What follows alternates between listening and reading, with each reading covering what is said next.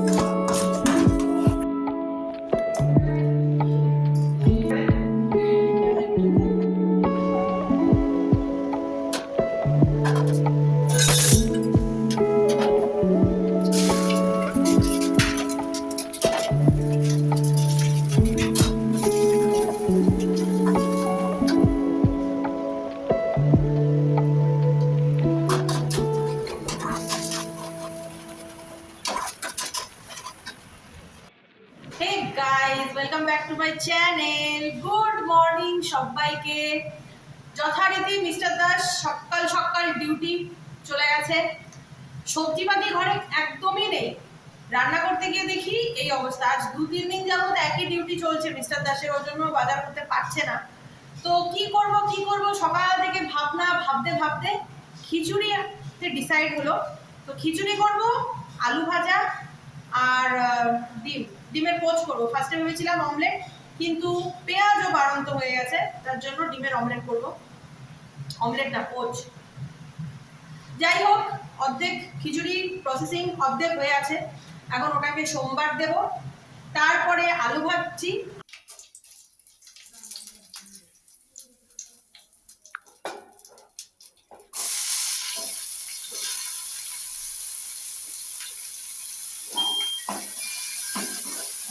তো খিচুড়ির জন্য ফার্স্টে পেঁয়াজটা ভেজে নিলাম সোমবার দিয়ে, তারপরে এই জিঞ্জার গার্লিক পেস্ট এই পুরোটাই চেটে পুটে যা ছিল দিয়ে দিলাম, চেচে পুচে আর কি। তারপরে একটু মশলা দেব, ঘরের যা নর্মাল মশলা থাকে ওগুলোই দিয়ে ডিমগুলো এর মধ্যে দিয়ে দেবো, যে ডিমের ভুজিয়াটা করে রেখেছিলাম আলাদা করে, তো ওগুলো এর মধ্যে দিয়ে তারপরে খিচুড়িটার মধ্যে অ্যাড করে দিয়ে একটু ভাজা মশলা অ্যাড করে নামিয়ে দেবো। ব্যাস, খিচুড়ি ওদিকে সেদ্ধ হয়ে গেছে পুরোটাই, আর কিছু না। একদম ঘরোয়া প্রসেসিং করলাম, ভিজি করলাম না। তো যে মশলাটা রেডি করেছিলাম ওটা খিচুড়ির মধ্যে দিয়ে দিয়েছি, দিয়ে মিক্স করে একটুখানি ফুটিয়েছি 2-3 বার, 3-4 ফুট দিয়ে তারপরে এই ভাজা মশলাটা অ্যাড করে আমার খিচুড়ি রেডি। এরপর এটা নামিয়ে নেব। রান্না টান্না সেরে যখনই ছাদে গেছি না জামা কাপড়গুলো তুলতে, তখনই এনার দর্শন পেয়েছি। মটকা মটকা মটকা, ছোটোবেলায় কতই না খেয়েছি।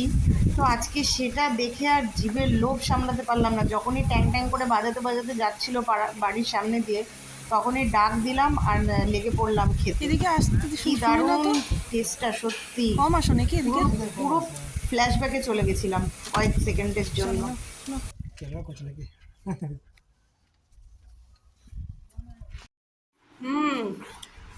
পুরো ছোটবেলার স্মৃতিটা মনে পড়ে গেল, আর কিচ্ছু না। আগে যখন আমরা স্কুলে যেতাম, স্কুল শেষ হতো গরমকালে আর কি, স্কুল শেষ হলে পারে আমরা এরকম কিনতাম। তো আমাদেরগুলো না চৌকো চৌকো হতো, একটা বড় বাটির মতন সাইজ হতো। এটা যেমন সিঙ্গেল পিস একটাই, কিন্তু আমাদের ওইদিকে পাওয়া যেত, মানে আমার বাবার বাড়ির ওইদিকে চৌকো চৌকো হতো, মানে একটাতে 4টে করে পাওয়া যেত। টেস্টটা একটু 19-20 আছে, আগে একদম পিওর মালাই হতো, কিন্তু এখন এখন একটু 19-20 দিন দিন পাল্টিয়েছে, সময় পাল্টিয়েছে, পয়সার দামটাও বেড়েছে, তো ওই জন্যই এখন, কিন্তু যাই হোক তাই হোক, পুরো ছোটোবেলার স্মৃতিচারণ হয়ে গেল, আর কিচ্ছু না। কোথায় পাবি, কোথায় বাটারস্কচ, কোথায় কুলফি, এসবের খোঁজ করিস, এটা খেয়ে দে, বল কিরম লাগছে। ভালো। আমি এরকম ভাবে কোনোদিনও খাইনি। খাবি কি করে, পাওয়া যাবে তবে না খাবি। যত দুপুর গড়াতে থাকে তত যেন লু বয় আমাদের এখানে, জানলাগুলো দিয়ে দিন হলে গরম হাওয়া ঢুকতে থাকে। লাঞ্চ কমপ্লিট করে নিচের সব কিছু বন্ধ ছন্দ করে ওপরে এলাম।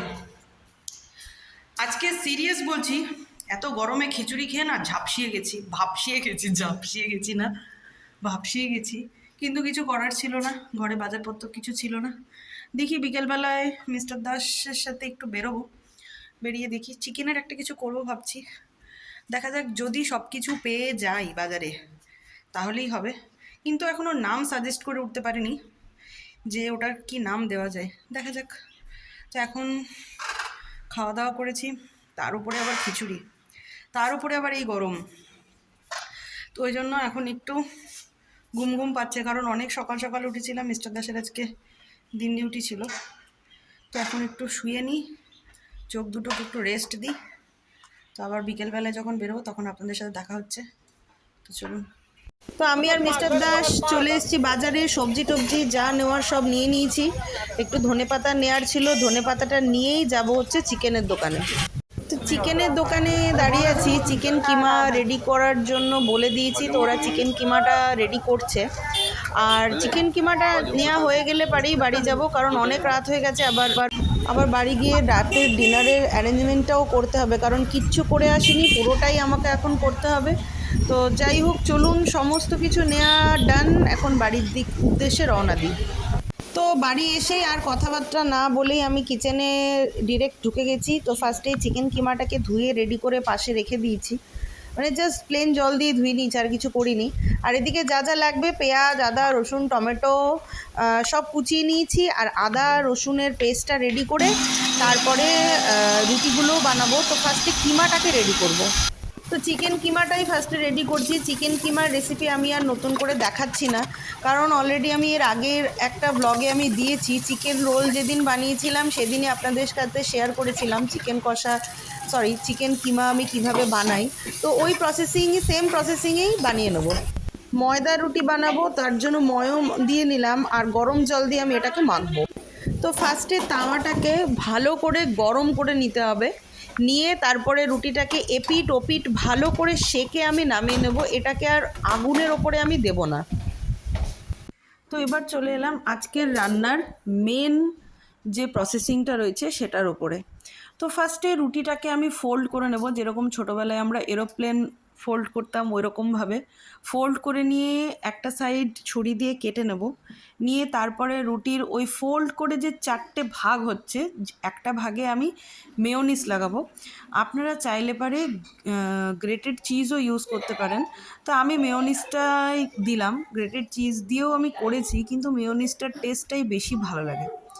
যাই হোক, তো মেয়োনিজটা খুব ভালোভাবে একটা সাইডে লাগিয়ে নেব, নিয়ে তারপরে আমি ধনেপাতা কুচি আর টমেটো দেব। এর বদলে আপনারা পার্সলেও ইউজ করতে পারেন, লেটুস ইউজ করতে পারেন, বাঁধাকপির পাতাও ব্যবহার করতে। তো এরপর আমি একটু টমেটো কেচাপ দেব ওই আরেকটা সাইড করে, মানে 4টে ভাগ তো করেছিলাম আমি, তো দুটো সাইডে তো হলো, আরেকটা সাইডে আমি টমেটো কেচাপ দিয়ে ওটাকে ভালো করে মাখিয়ে নেব। ওই পার্টটা মাখিয়ে নেওয়ার পরে আরেকটা যে ফাঁকা পার্ট পড়ে রইল, ওখানে আমি চিকেন যে রেডি করেছিলাম চিকেন কিমাটা, তো এবার চিকেন কিমাটা আমি ওখানে সেট করে দেবো। বিশ্বাস করুন, একবার বাড়িতে খেয়ে দেখবেন, স্ন্যাক্সের জন্য দারুণ আইটেম। হুট করে যদি কেউ চলে আসে, তাকে দিলে যে খাবে সেও খুশি হবে আর আপনারও মন ভরে যাবে। আর তারপরে দিয়ে দিলাম একটু 1 চিলতে নুন আর একটু গোলমরিচের গুঁড়ো দিয়ে, এবার ওটাকে পার্ট বাই পার্ট একটার ওপরে আরেকটা ফোল্ড করে করে ওটাকে সেট করব। সেট করে তারপরে ওপর দিয়ে বাটার মাখিয়ে আমি ওটা তাওয়াতে চাপিয়ে দেবো। তো ফার্স্টেই আমি প্যানটাকে প্রিহিট করে নিয়েছি, করে নিয়ে গ্যাসটাকে একদম সিম করে দিয়ে বাটার আমি দিলাম ওর মধ্যে, দিয়ে আমি ভালো করে প্যানটাতে মাখিয়ে নিয়েছি। নিয়ে তারপরে চিকেন র্যাপটাকে আমি নিচে আমি বাটার আগেই লাগিয়ে নিয়েছি, আপনাদের দেখাতে ভুলে গেছি। তো ওটার ওপর দিয়েও আমি বাটার লাগিয়ে নিয়ে এপিট ওপিট করে ধিমে আঁচে, একদম ধিমে আঁচে গ্যাস সিম করে দিয়ে এপিট ওপিট করে ভালো করে ভাজতে হবে, ওটাকে ফ্রাই করতে হবে। ফ্রাই করে মানে ততক্ষণ ফ্রাই করতে হবে যতক্ষণ না খুব ভালোভাবে না ভাজা হয়ে যায় একটু। তো ওটাকে একটু সময় নিয়ে এপিট ওপিট করে ভাজতে হবে, হাতে টাইমটা অবশ্যই রাখবেন। তো আমার চিকেন র্যাপ ইজ রেডি। দেখতেও দারুণ হয়েছিল আর খেতেও জাস্ট ফাটাফাটি হয়েছিল, মানে কি বলবো, আমি ভাবতেও পারিনি। কেমন খাচ্ছ? ভালো না? কেমন ভালো? কেমন? একটা স্পেশাল কিছু রান্না করতে গেলে না, রান্নাঘরটাও ঠিক স্পেশালের মতনই হয়ে যায়। যখন সব রান্নাটা কমপ্লিট হয়ে যায় না, তখন রান্নাঘরটা এত নোংরা হয়ে যায় ঠিক স্পেশালের মতনই। এদিকটা কমপ্লিট করে দিলাম, বাসনগুলোও মাজা হয়ে গেছে, কিন্তু এখন অনেক রাত হয়ে গেছে, সিঙ্কটা আর পরিষ্কার করতে পারছি না, আর ভালো লাগছে না। তো সিঙ্কটা কালকে সকালবেলায় নোংরাগুলো সব এক জায়গায় জড়ো করে রেখে দিলাম, এটা কালকে ফেলবো, ফেলে কালকে সিঙ্কটা পরিষ্কার করবো। কারণ এখন অনেক রাত হয়ে গেছে, নোংরাগুলো আর বাইরে ফেলার যাবে না, কারণ অনেক রাতই হয়ে গেছে। তো যাই হোক, এখন ওপরে যাব, গা হাত পা ধোবো, মুখ চোখের অবস্থা খুবই খারাপ। চিকেন র্যাপ কেমন খেলে? ভালো, খুবই ভালো, খুবই ভালো হয়েছে, অতি সুস্বাদু। Thank you very much. তো ওপরে এলাম, মুখ চোখের অবস্থা খুবই খারাপ, দেখে বুঝতেই পারছেন। আজকের ভিডিওটা আমি এখানেই শেষ করছি, আর সিরিয়াস বলছি আর পারছি না, কারণ এখনও চুল বাঁধবো, প্রচণ্ড গরম লাগছে। ভাবছি এইখানে একটা শিং, এইখানে একটা শিং করবো, দুদিকে দুটো শিং বানাবো, গা হাত পা ধোবো, মুখটা ফেস ওয়াশ দিয়ে মুখটা ধুতে হবে, কারণ পুরো রান্নার তেল ঝাল মশলা আমার এখন মুখের মধ্যে লাফাচ্ছে। অনেক কাজ আছে, কিন্তু এখন ঘড়িতে জানেন কটা বাজে? 12:30। 12:30 বাজে। বাজার থেকে এসছি, এসে অলিকে পড়িয়েছি কিছুক্ষণ, তারপরে রান্নায় ঢুকেছি, ওই জন্য এত রাত হয়ে গেল। টাইম টু টাইম সব কিছুই তো মেনটেন করাটা দরকার, উচিত। আমি শুধু রান্না করব, সংসার সামলাবো, মেয়েকে দেখবো না, সেটা বললে তো আর হবে না বলুন।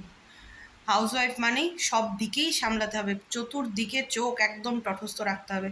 তো যাই হোক, বাতেলা অনেক দিয়ে দিলাম, আজকের ব্লগটা আমি এখানেই শেষ করছি। কালকে আবার আরেকটা নতুন ব্লগ নিয়ে আসবো। তো আজকের জন্য tata, bye bye, love you, good night.